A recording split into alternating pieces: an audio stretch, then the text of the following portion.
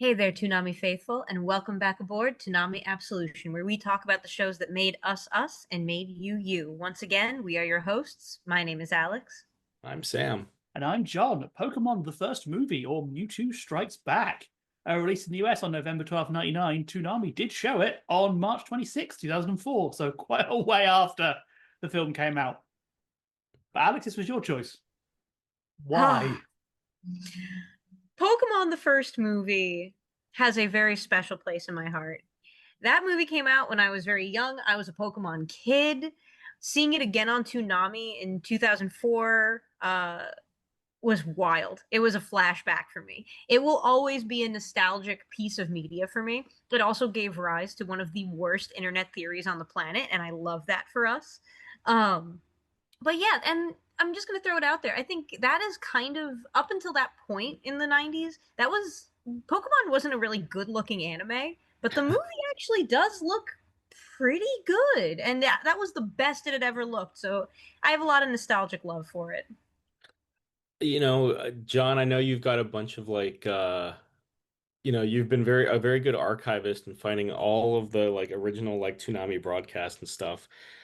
Not having watched the original Toonami broadcast to prepare for this, did it have the CGI sequences and extended movie sequences in it? I'm glad you brought this up, but I'm going to divert from that to bring up something else first, if you Okay. don't mind. Because I remember seeing this in cinemas for my birthday. This would have been the next year in 2000, because it was still the era where American films would come out in the UK 6 months after the US, meaning you'd already had everything spoiled. But Yeah. I specifically remember not liking this film when I saw it as a child. And it's entirely the ending, but I remember distinctly, I went with my mom and a friend I had at the time. And I remember looking across in the darkness about midway through, and I saw a look on my mom's face for a brief moment of, what the hell is this? Like, just what have I been dragged to do? This is, and I text my mom about it. It's like, hey, do you remember seeing this film? And she's like, I have no memory of it. I probably fell asleep. I was like, yeah. Looking back at the time, I was like, what? Why does she not like this? I don't like this, but I don't know why. Why doesn't she? And going back now, the ending. That ending is rough. But yeah, we can tackle there are several versions of this film, and it's very confusing. So when it came out originally, the prologue was gone. There was no prologue for the birth of Mew. That was added in later because of Poker Shock. Originally, the plan had been that Mew would make his debut in the anime with all the scenes leading up to it, and then he wouldn't appear for the first 20 or 30 minutes of the film. He wouldn't arrive until sort of his Russian nurse Joy says, "Behold my master." He was going to be a twist villain. That didn't happen. Poker Shock happened. The anime had to go off air for a couple of months. So those episodes didn't come out until after the film. So they thought, well, we're going to make a prologue then to make this make more sense and actually have the villain appear. So then when they showed it on TV, they had a new version called the Kanzaben version, which added a load of really terrible CG. It's so distracting once you see it. This is the version that then went onto the home media release. So on home media in America, if you bought the videotape, you got a Pikachu's Vacation, where you got a little bit with Professor Oak explaining what the film is, and Alakazam steals his pants, which I don't think works in the games. I've not played Black and White. Maybe it's there. But then you get the first 10 minutes of the origin of Mew, so you don't see any dead kids. It just stops with the guy going, "We're going to clone Mew." Like, oh. And then you go to this version, which has all the CG in. The version on Toonami didn't have the prologue, so no birth of Mew, but did have the CG. Yeah, because I don't remember the CG stuff. A lot of it felt new. And rewatching the home video version or whatever the version is now, it's like, oh, okay. Because I remember as a kid watching it and being like, this feels like chopped and screwed. Like even like as a kid, it was like, this feels like rushed or like incomplete or something. Like, what is going on? Yeah, no, I didn't know the Japanese, so I've watched 3 versions of this film for this podcast, and I didn't realize my Japanese DVD was this later version. So I have not watched the film for years. So I was like, those doors just look, because the big one you'll see is when they go into the stadium, they do the doors in LCG and they do a pan around, and it just looks so wonky. It looks like Beast Wars. which made me like, it's like, this doesn't look like, it doesn't like gel, it's a different color. And I was like, this can't, what's going on? And yeah, this is because it's that later version, which is pretty much the version you're always going to see on home media now. Finding the original untouched is nearly impossible. Yeah, that was a wild one for me because I couldn't find the. I actually called my mom to see if I had like the VHS tape or like the DVD laying around somewhere. And honest to God, we could not find it, even though I'm like 99% sure it is in my parents' house somewhere. But watching the new release was actually kind of jarring in a weird way. I remembered it being like as a kid, I remember it being so much more intense and not as kind of weird and chopped up looking, but maybe as a kid I just didn't have the eye for that sort of thing. I mean, I Um, think it's time as well. Like it for Pokemon film, this is decently intense. Just we're used to action anime, like sort of shonen coming across undubbed now, where everyone punches each other eternally. So it's I mean that whole Yeah. scene where the Pokemon are like beating on each other is very much a that's been memed to hell. If so you look at it, funny. with Pikachu It's slapping the other Pikachu in the face. it's so funny. It's because none of them, they've picked all the ones that have the worst possible body type that could never exist in nature. So they're just forced to kind of wiggle. It's But the music makes it feel so like this is such a horrible thing. The magical dog fighting anime also does not like the dog fighting if it's not magical. yeah, Yeah, if they're clones, we don't have time for that stuff. we should talk about this for those who don't know. So this film was absolutely butchered for the US dub. In Japan, it is much more existential. We talk a lot more about sort of Mewtwo's whole thing is him trying to find his place. He is basically a child lashing out, and they kind of go into that. Like he basically half of Mewtwo's lines in Japan are "What am I?" And yeah, in America, we decided we need to make it into an anti-war PSA. Before pre 9/11. Green 11, which is kind of wild. Yeah, I mean, yeah. Can we talk about how Mewtwo, his origin to a degree in his arc is basically Shadow the Hedgehog? oh yeah. Oh yeah. I mean, especially if you watched Birth of Mewtwo, because he also has his own personal dead kid in Yes. not See, Maria, A. Yeah. Mewtwo Amber also Pink, yeah. Mewtwo also eventually in the Pokemon franchise develops into this like Deus Ex Machina. Like he turns up in Detective Pikachu. Spoiler alert for Detective Pikachu to resolve the plot at a certain point.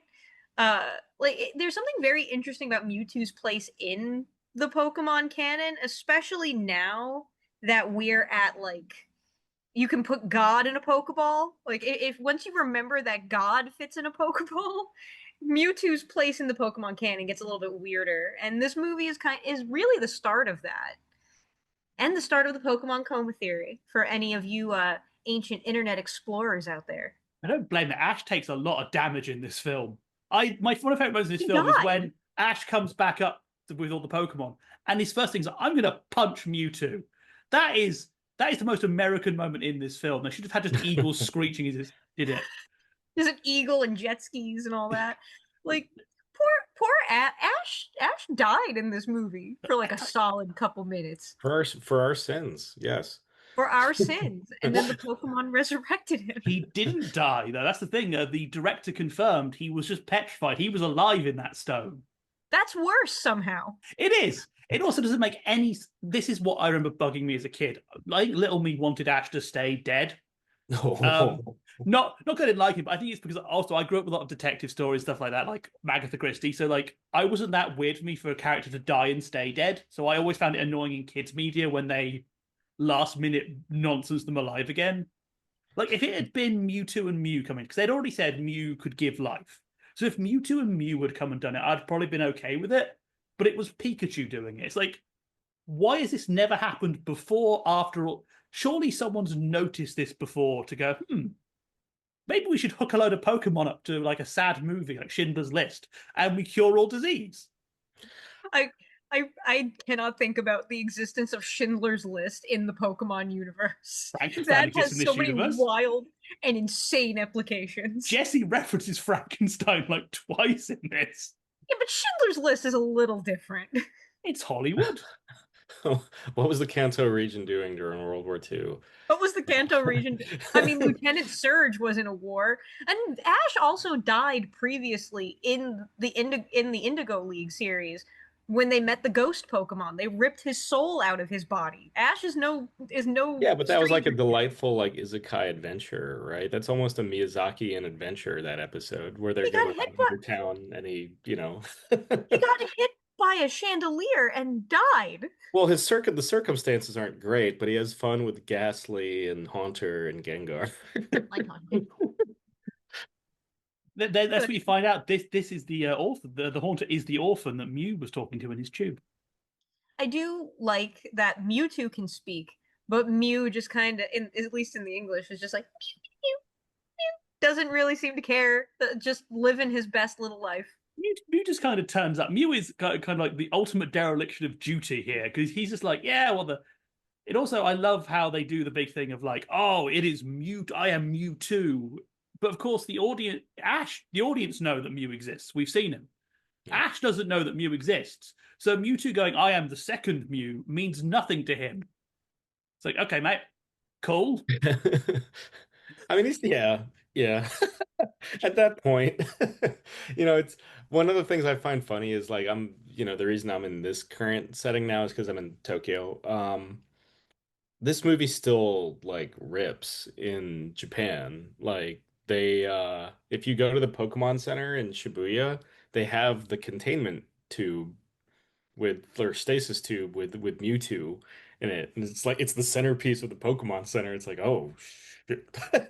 I've seen it. It's cool. It's The very really first time cool. you see it, you're just like you kind of snap back to like 1999. You're like, oh God, it's Mewtwo. Like Yeah, that whole Weapon X thing.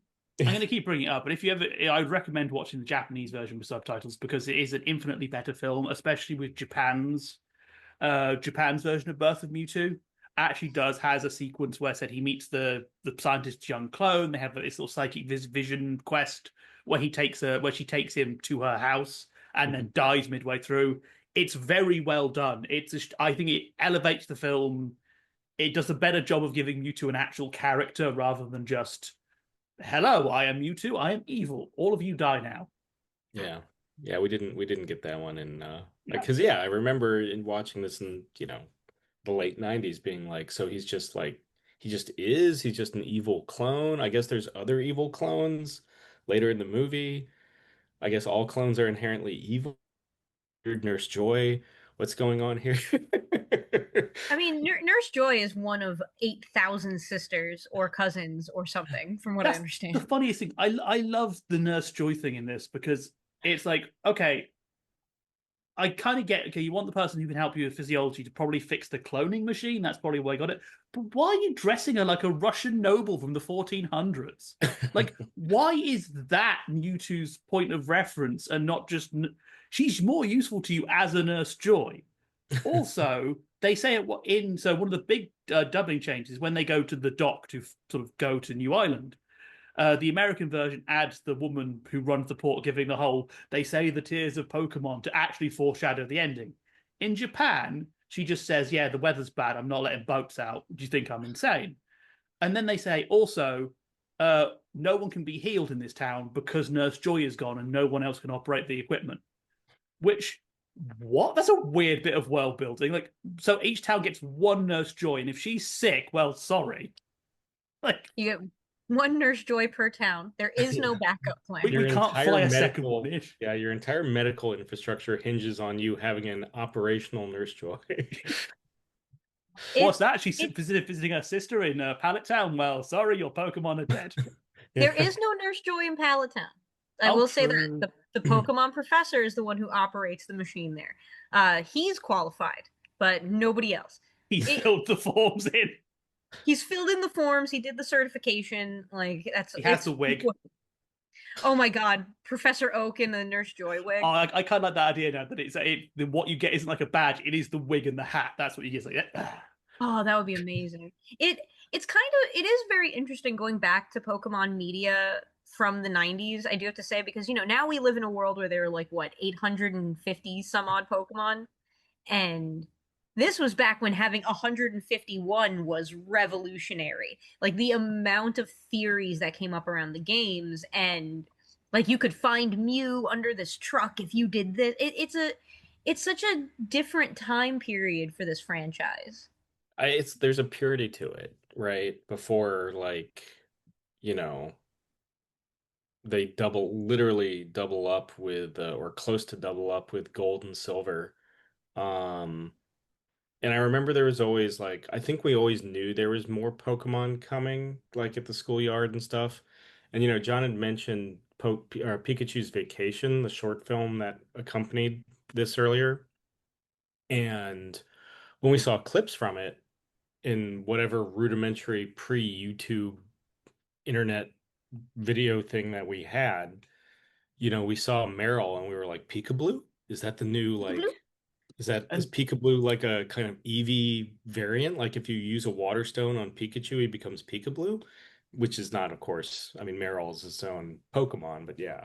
Did you get Pikachu's Vacation in cinemas? Because that's what in the UK we got it before the movie. We got it as a package. I remember seeing it, yeah. Yeah. I remember that being my favorite part of the film. That's specifically why I remember it.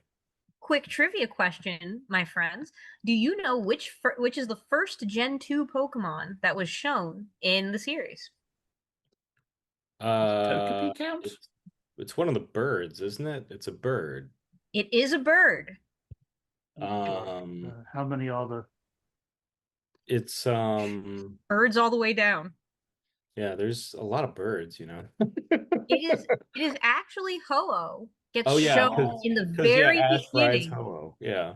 It gets showed in the very beginning, flying underneath the rainbow. Right. It's not fully designed yet, but that is the first one we see. I forgot Ho-Oh was a Gen 2 Pokemon. Yeah, you find Ho-Oh in the Burning Tower in Pokemon Gold, which became Heart Gold. Always find it and Silver. Oh yeah, I always find it funny that I remember when the Pokemon anime came out, everyone thought that was actually going to be a plot point.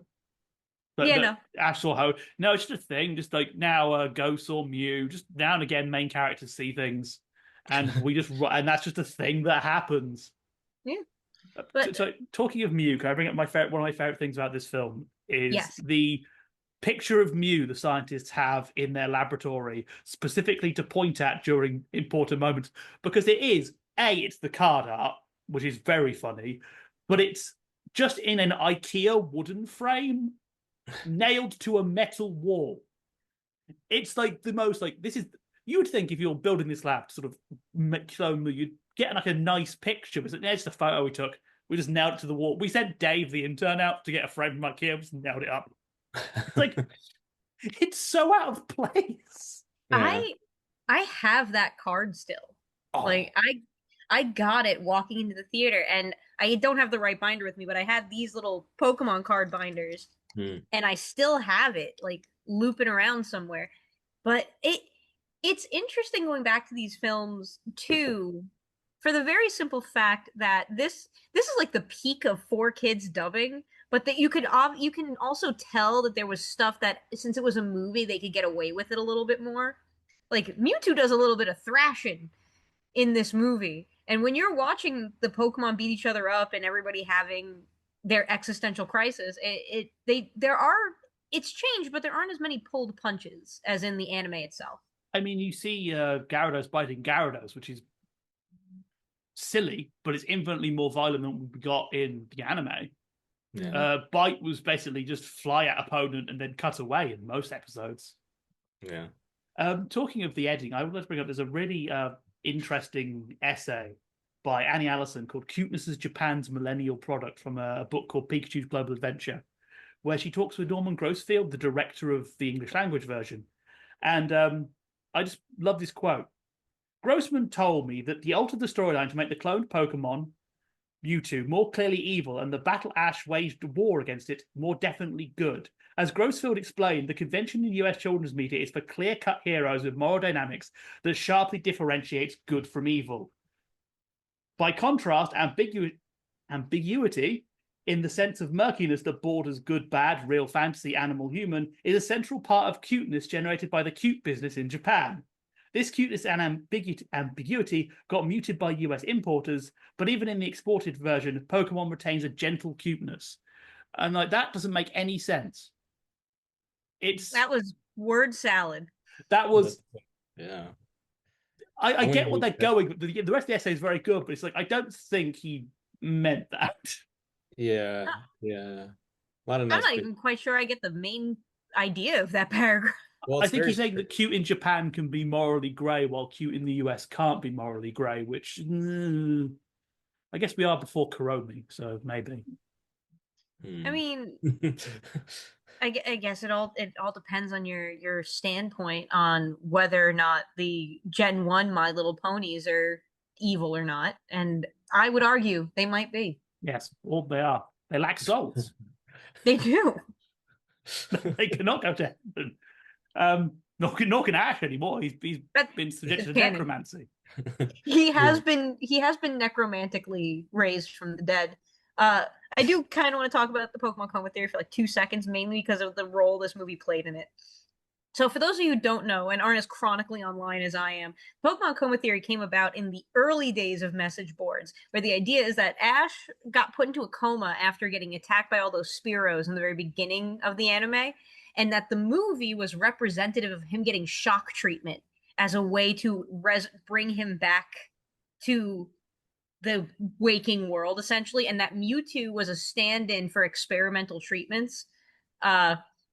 It's a very weird theory that I'm sure has developed over the years since the last time I checked up on it, but that was a main plot point, was that Mewtwo himself, being a not natural thing, was representative of the medical treatments to bring Ash out of the coma. It's not true, but it is insane. But that would explain why he brainwashes the Nurse Joy, because he's a corruption of medical ethics. Oh, see, now we're getting into this. Would also explain why James exists. He's like a guardian angel. He's there like, yes, hello. He's like the guy from A Wonderful Life. Oh, George? Yes, there we go.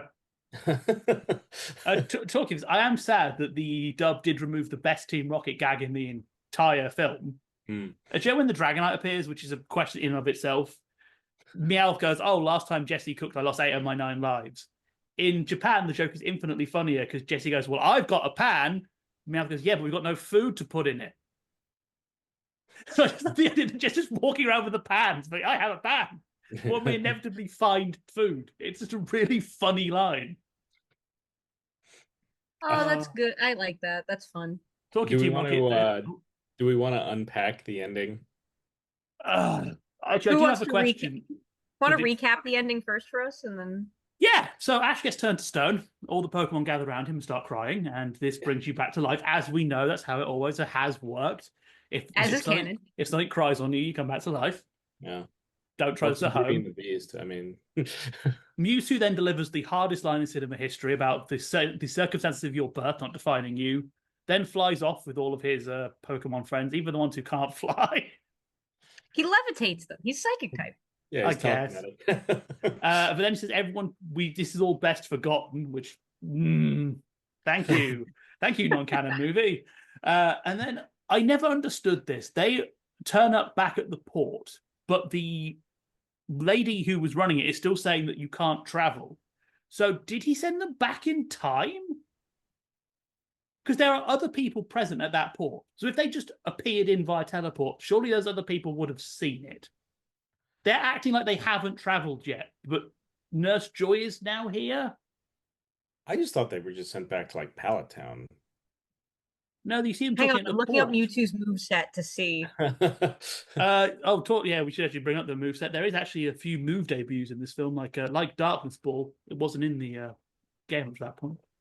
But yeah, no, I never understood the ending of this film because it does feel like he sent them back in time, but not far enough. So Mewtwo, from what I understand, can't send people back in time. But if we want to get creative with it, in Gen 1, Mewtwo's moveset includes Barrier, which could, work in a Jujutsu Kaisen sense where he like teleports them all back and has like a little like smoke screen going on. Maybe he just brainwashed that entire town. So that entire town has now got psychic-induced nerve damage, but Amnesia is one of his moves. That is a move that he learns through level would up. make sense. Because the moves that Mewtwo has through level up are Confusion, Disable, Psychic, Swift, Barrier, Psychic, it's listed Psychic twice. I don't know why. Recover, Mist, and Amnesia. Mist is one of the options here. Oh, that would explain the weather.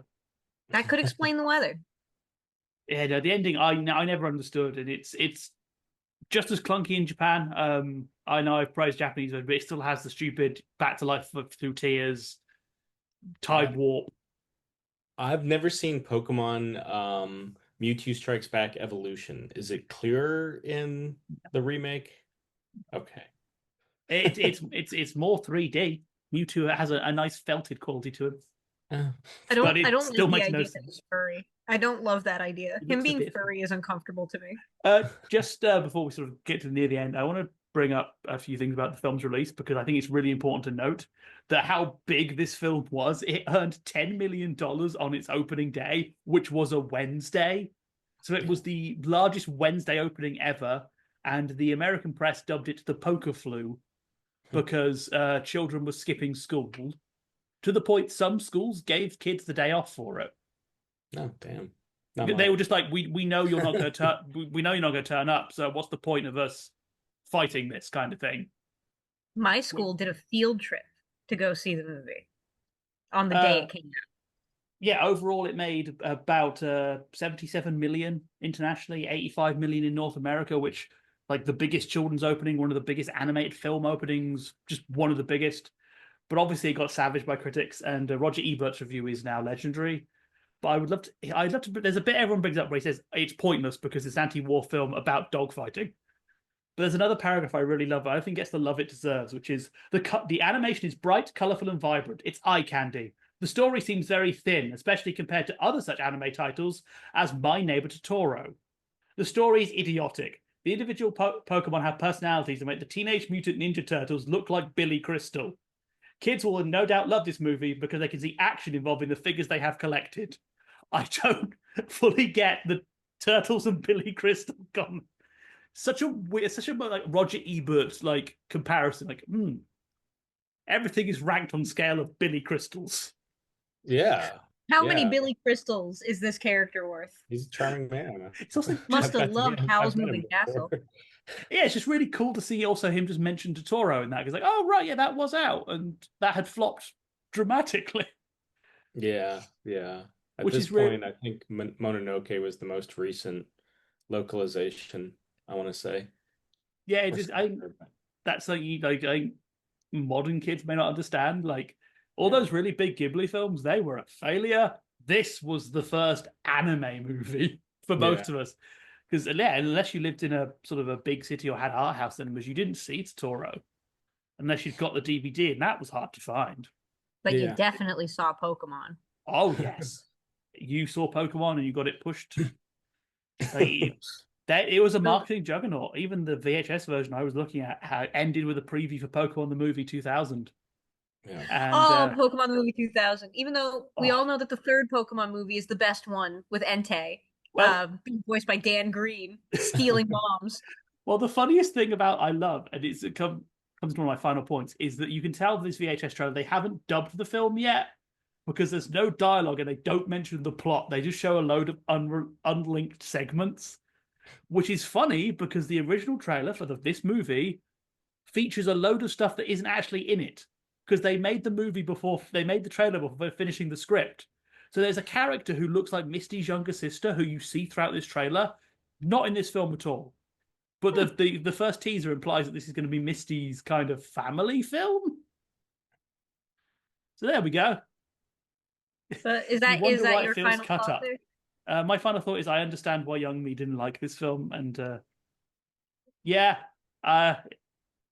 it's important, but I don't think it's going to be a film I'm going to revisit that often. Fair. Yeah. I think my final thoughts of it is, I mean, it's a memory blast to kind of see it all together. Again, having watched Shadow or Sonic the Hedgehog 3 on the flight over here, and then watching this, I was like, oh, it's just Shadow the Hedgehog, but no dancing to Chemical Brothers. Okay. All right. No Idris Elba. Yeah. No Idris Elba. Not yet, But anyway. but no, I mean it's a huge nostalgic blast. I mean, I remember like I said, there's a purity to this period of Pokemon before everyone and their mother got an evolution or they started to throw in the weird day-night mechanics or the, you know, procreation mechanics. Yeah, it's a lot of fun. Yeah, I'm in a similar boat. I have a lot of nostalgia for this movie. I have very distinct memories of going to my local movie theater and getting the card and like going with my classmates and then dragging my dad to go see it again. Just a quick fun fact, peek behind the curtain. My parents had to deal with other people's parents about rotating between Pokemon movies on who would be the chaperones because they just couldn't do it all together. So one time it was my parents, another time it was Katie's parents. Like it that happened for years. But I like this is the kind of thing I would definitely watch with my kids one day again, but I don't know if I'd seek it out by myself again. It is fun to talk about. But that does mean that we have pulled into our final destination. That's right, it is time to disembark from Toonami Absolution, and we want to thank you again for talking about the shows that made us us and made you you. Once again, we have been your hosts. My name is Alyx. I'm Sam. I'm John. And we'll see you next time. Bang. Be pacifist. Be pacifists. Pacifist.